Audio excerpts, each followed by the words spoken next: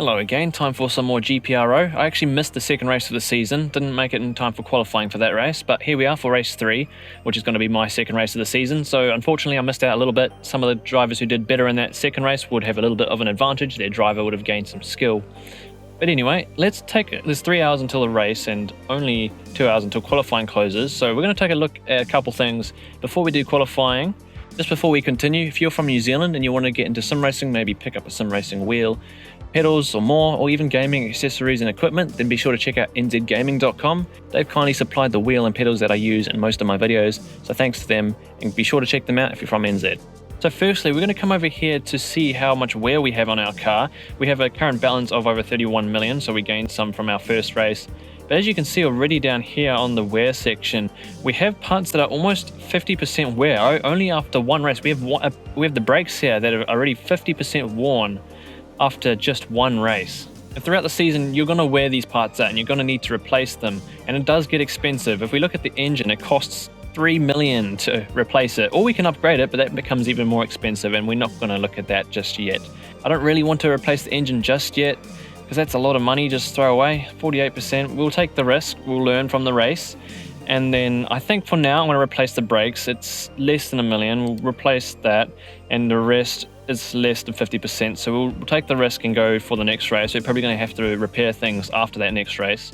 And Ricardo here has improved a little bit from that first race. I'm not exactly what he has improved in, but his overall score has gone up by about 3 points. Very cool. Now to get into our practice and qualifying. So what have we got here? We're at Laguna Seca this week. There's no real F1 race happening this weekend, so we're not following the real calendar track. And it looks like we're going to have a rainy qualifying and practice, but the race should be dry. So we're going to have to go for a bit of a rainy setup here and try and adjust it for the race. Just like the last video, we've got 8 laps here to do some practice and get our setup together before doing qualifying. So I'm going to run through and do some practice laps now. After our first practice lap here, we've got a few comments from the driver. We need to take some downforce off, decrease the engine a little bit, and go a little bit towards the front again on the brakes. It's already quite far forward. For the gearing, we need to take that down a little bit and soften the suspension. So after 4 laps here, we've got a satisfied driver, and he also made a few mistakes on his second and third run. We've got the fastest net time and the least driver mistake on this final run that I've done. So we're going to do a little bit of tweaking from here on. I'll see if I can get a little bit more out of the car.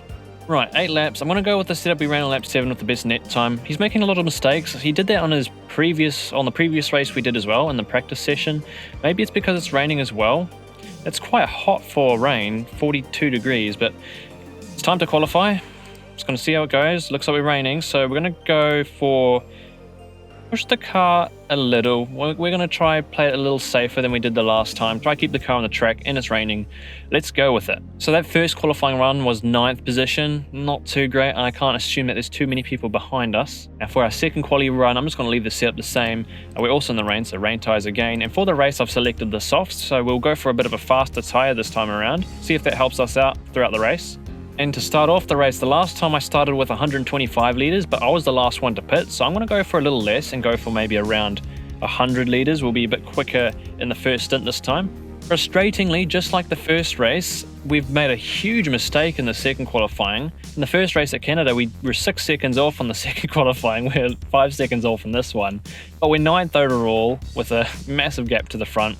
Just gonna have to see what we can make up. And now we're looking at the race strategy. So we probably want to change the setup just a little bit for the dry, because it's going to be a dry race by the looks of things. And I'm not entirely sure exactly how GPRO handles differences between wet and dry, but I'm possibly going to take off just a little bit of downforce, and I might stiffen the suspension just a little bit. I'm not going to change too much for now. We're just learning. I think the only other differences I'm going to make in this race is I'm going to make my driver push just a little bit harder, because he was very slow in that last race. I want to see if this helps out at all.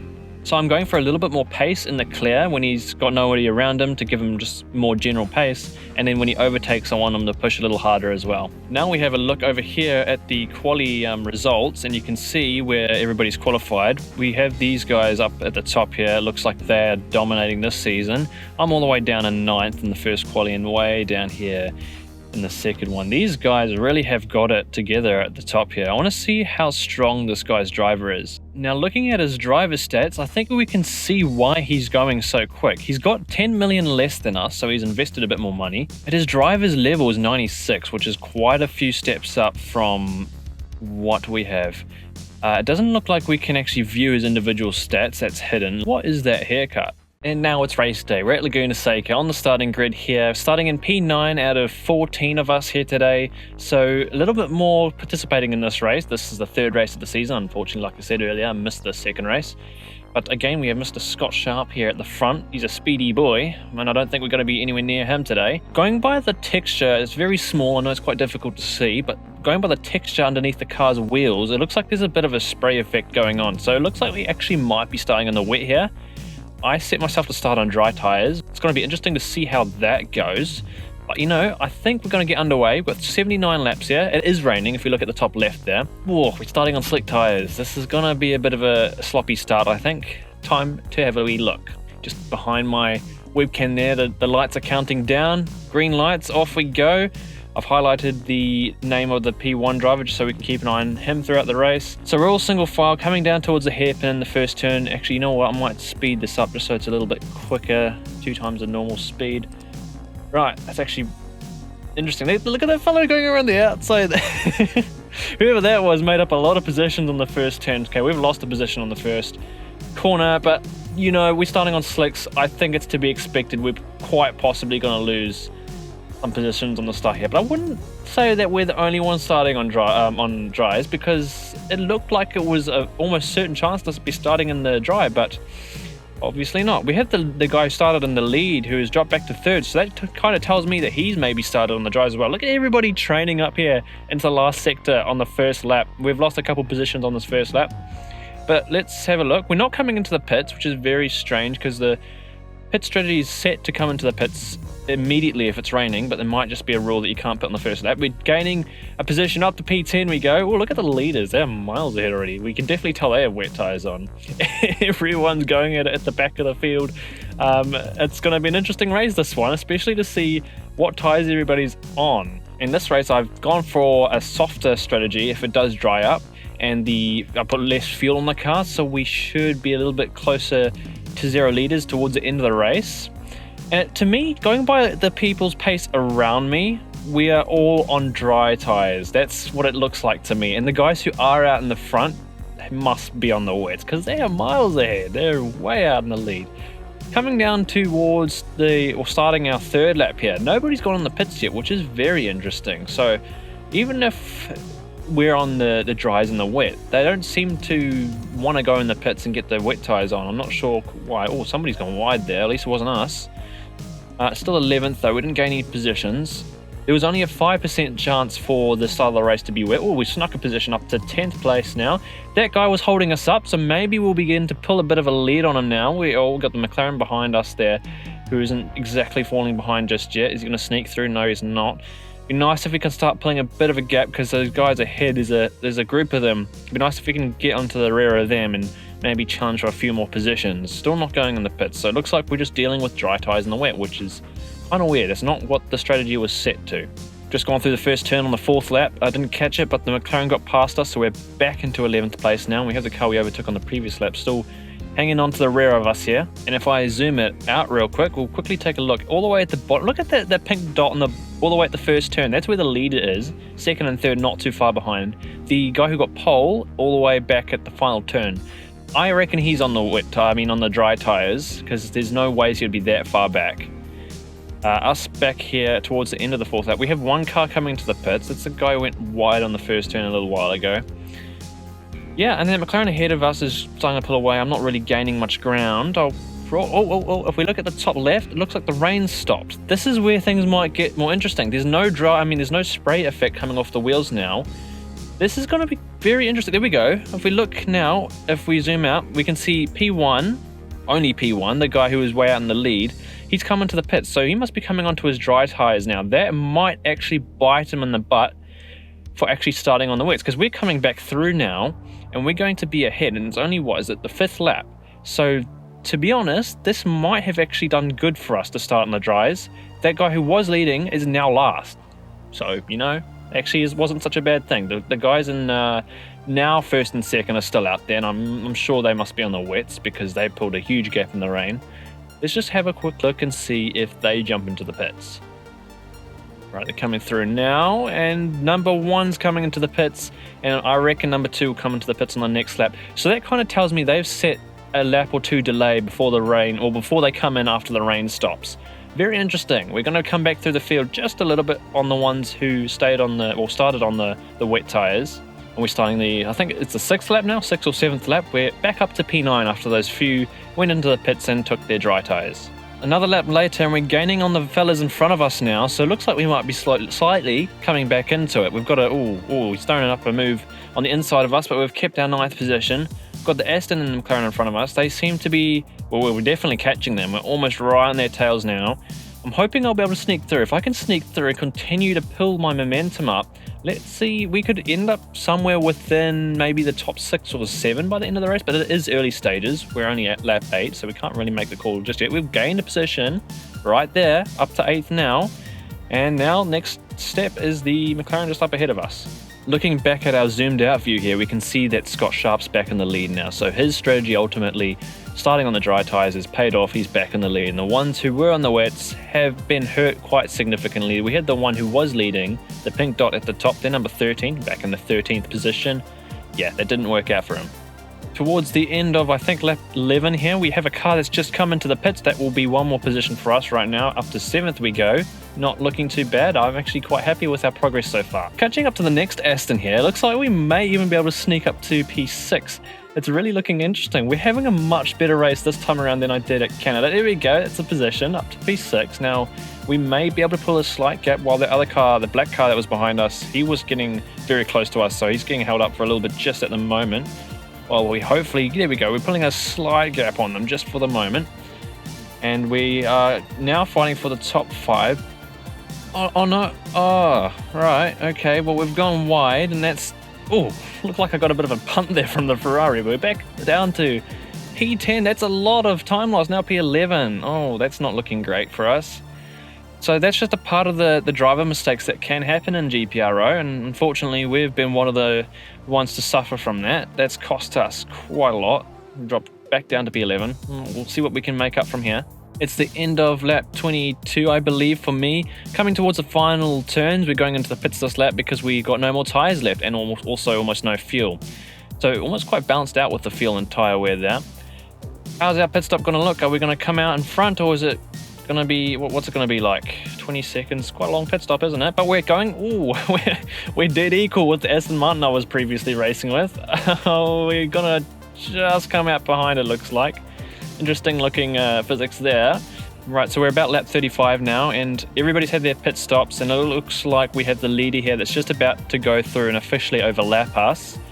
So he's off and with a pretty dominant lead in this race. We might gain another position there actually, up to P9 again. So top 10, not too bad. Still got about half the race to go. Plenty of time to make some more positions up. Lap 47, here we go. Should be our second pit stop now. Once again, run out of tyres. The Aston Martin just ahead, he's pulled a bit of a gap on us, so he's probably going to pull a little bit out, or he's probably going to pull out of the pit stop before us this time. Last time around we came out at the same time. He's got a little bit more pace than I do, it seems, but we're not that far behind, to be honest. It's going to be interesting to see how everything works out at the end, because I don't really know where my net position is right now. It's probably a bit small, but I might try and increase the size of it. You can see the actual standings on the right there. You can see how many pit stops each driver's done, and the leaders, all of the top 6 or so, have only done 1 pit stop, which tells me that they've gone for the medium or the harder tyre compounds, because I've had to pit both times because my tyres have died out on me. But maybe I just need to take more consideration about the actual where you get around the track, because this one, the soft tyres aren't doing me too well on. I've already had 2 pit stops, and we're probably still going to have 1 more. And actually the leader's coming around to overlap me a second time, so he's absolutely flying. His lap times is 118.5 and I'm doing 122s. That's like 4 seconds slower. Ouch. And just another thing with that table over there, P7, that guy that's dropping down the list there with in brackets T and P. If we take a look over there on the left, in the small writing there, the T means they have a technical problem, which has dropped them down the field quite a lot. We've taken their position now. They have some sort of mechanical issues. And they also had B, is that what I saw? B means worn tyres. So they've recently come in the pit stops to take new tyres. And we have a couple other cars. We've got P4 there. He's got worn tyres, and yeah, Lorenzo back there in 12th, he's the only one with a technical issue. So that was a free position for us. Another little thingy on the left there is people's pit stops. Now we can actually see the length of everybody's pit stop. My best pit stop was 23 seconds long, whereas the leaders' pit stops are 20.9 seconds long. So I think he's upgraded his pit crew, and I think that's something I can actually look at the end of the race. I might actually do a bit more investigation on that and try maybe upgrade my pit crew to see if they can perform a little better, because he's shaving 2 seconds every time he does a pit stop. Right, so we've caught the next two cars here. We've got an Aston and a McLaren just in front of me. I'm in P9 again, and we're currently lap 64, so we've got a few more laps to go. We've just gained one position up to P8. And I believe we've got the pace to maybe sneak up to P7 here, past the McLaren. There we go, not too bad. We've got a nice move done there. And I'm actually, if I can finish here, I think I'd be satisfied, especially from where I started. I think that was P11 or something, absolutely ridiculous. The race, good job, mate, you've gone wide again. Well, that's a lot of time lost, and it looks like it might be a bit of, yeah, the Aston didn't go a bit wide there. I wonder if that's because of old tyres. Our tyres are a little old now, they're on 24%. I wonder if that's related. Well, at least he made a mistake, which gives us an opportunity to fight back. It's taken a bit of a knock out of my momentum. There we go. So we've caught back up to them really quickly, back on the tail of both of them now. So I got the pace. I'm doing a very low 1 minute 20s, which is actually rather quick. If I quickly, while I'm racing them, I'll bring up the standings. Looks like there's a bit of fighting going on there. I'm going to make a move. No, not just yet. The leader's last lap time was a 1:19.8. My last lap time was a 1:20.6. We just made a position up there. We got past the McLaren. He seemed to be going really slowly. I think I'll be driving a little bit slowly as well because I'm being held up by these guys. But before, I did a 1 minute 20.1. So I'm actually not that far off the leader's pace right now. P7 is definitely an opportunity for us. We just got to get there within 10 laps. You know what? I'm going to have to pit. Am I going to have to pit right now? No, not now, but I'm going to have to pit on the next lap. With only 10 laps to go, so that does tell me the tyre strategy was a little bit off today. If we come back to Laguna Seca in the future, in another season, just going to remember I need to go for medium tyres because the softs just weren't the right tyres of choice for this race. And there we go. So this Aston and I have had the identical pit strategy. We've been coming onto the pit on the same lap every time. I've actually stopped at the same time as him, so let's see if we can actually pull out in front of him. We should have around about a 20-second pit stop or so. We came out of the pit box a little earlier, which has probably gained us just a little bit of time. How long do we have? We've got about 8 laps to absolutely gun it. I want to try get that P9 at least. A few laps to go. I do think we've got the pace advantage. We're going to sneak through here. This might be the only opportunity of a position we might be able to grab for the rest of this race. I don't know, but while we're battling them actually, I want to have a quick look up there, and we have a car in P8. The car that's in front of us, he is the car we just overtook. So that's one car just had to take a last minute pit stop, so that's one more free position for us. And it looks like nobody else is on old tyres in front of us, so this might be the way it stands for the rest of the race. Hopefully we can squeeze through in these last 4 laps. There's the move, we're up to P7, is it? We've just made the move past Kai now.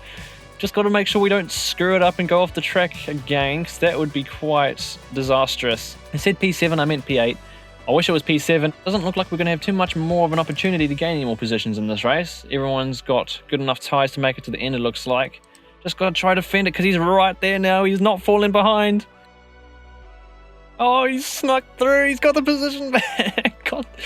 We got to try sneak it back again. We've got 2 laps to do it. I just realized my webcam's been sitting in the middle of the screen for I don't know how long now, so that's probably been tickling people's OCD. I'm sorry about that. We're on to lap 78 now. It looks like I've used the most of my tyres. Kai is pulling away from us now. I think we've lost out that P8, but it's not over just yet. Okay, the leader has just started lap 79, so we've got one more lap after this.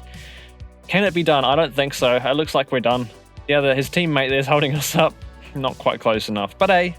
Like I said, P9, we've moved up from where we started. Hopefully we've gained a bit of cash to help repair the car for the next race. Right, so we're back on the home screen now. We can take a quick look at our driver's energy on the top there, 39%. So what that tells me is that we could possibly tell him to push a little bit harder so he can make more of the available energy that he has. The race did happen about 15 hours or so, so you might have gained back a little bit of energy since the race officially ended. but we could still probably make him push a little harder. The other thing is we want him to gain all his energy back before the next race. We want him to have as much energy for qualifying, and then we want him to have full energy to attack the next race as well. We've got $36 million now, so that's helped give me a little bit more confidence that we can actually keep our car in good condition. And just on that money subject, just look at the state of our car. We have a lot of pieces that we probably need to replace here, especially the engine, 91% wear. That's got to be replaced. Anything above 50%, I think I'm going to go for and replace, because we don't want to risk any mechanical failures throughout the race, because that instantly means no points and no money. And just like that, 2 races have been completed by me, and all these pieces need to be replaced. Well, I'm going to replace them, anything above 50%, because I don't want to, like I said, I don't want to risk any mechanical failures. All of that's going to cost me 10 million to repair. Ouch. It's going to take a huge chunk of my current balance. So this is why we need good results, so we can afford to keep the car running throughout the season. Now to look at our race weekend summary, we're going to look through a couple things before we end the video off. So we've got all our practice and qualifying results there, which we already know. And here we go. Now we can see how much energy the driver had after the race was over, 14%. So it was kind of borderline. We could probably squeeze just a little bit more out of it. We ended up running 3 pit stops. We definitely should have gone for a 2-stop on that race. I think that's what the leaders did, and they benefited hugely from that. And I ended up taking unnecessary fuel as well. So I'm going to be learning a lot through this. If I'm running a 3-stop race, I need to significantly reduce the amount of fuel I add in all those stops. If it's a 2-stop, again, I need to adjust it. We finished with way too much fuel in the car, very unnecessary. We could have gained 1 more position in the race if I got that right. Here's the standings at the end of the race. Our top speed is like 5 k's per hour below what the top car's doing. Quite a bit slower, and our lap time, we got in the 19s at the end of that, but still 2 seconds off the fastest lap there. And our pit stop time also rather rubbish, so we got to work on something. Now I've jumped back to the sponsors section because we looked at this a little earlier on, and we've got a response from Sunblock Data Systems, and they're asking which area of the car should we put their advertisement on. Well, the most visible would usually be the engine cover, right? So let's just start with that for now and submit that. And now we're just going to have to wait for their next response. Now, this is what I was talking about. This is where you can actually train your staff. Now, it looks like the leaders have been doing a little bit of this because of their pit stop times. They're just a whole lot quicker. Now here we can't actually train the staff, but over here we can upgrade some facilities like the wind tunnel and all this stuff, and even the pit stop training center. And the prices of these aren't too bad, at least for level 1, 146, I can afford that. I'm actually going to go and upgrade quite a few of these things. I want to leave the last 2 out for now. We might come back to that in the future. We're just going to start off with these ones because they're not too expensive. Hopefully that's not going to bite me later on. But I do think this might benefit us if it's helping the other guys, especially with the pit stops. That's the main thing I've noticed so far. Maybe it's going to help us in other areas as well. So definitely something I'm going to try out. Like I said again, it's our learning season, so let's just try all these things. So I think that's going to be it for now. The next race is in 3 days at Adelaide. That's going to be interesting. I'm going to try and not miss that one.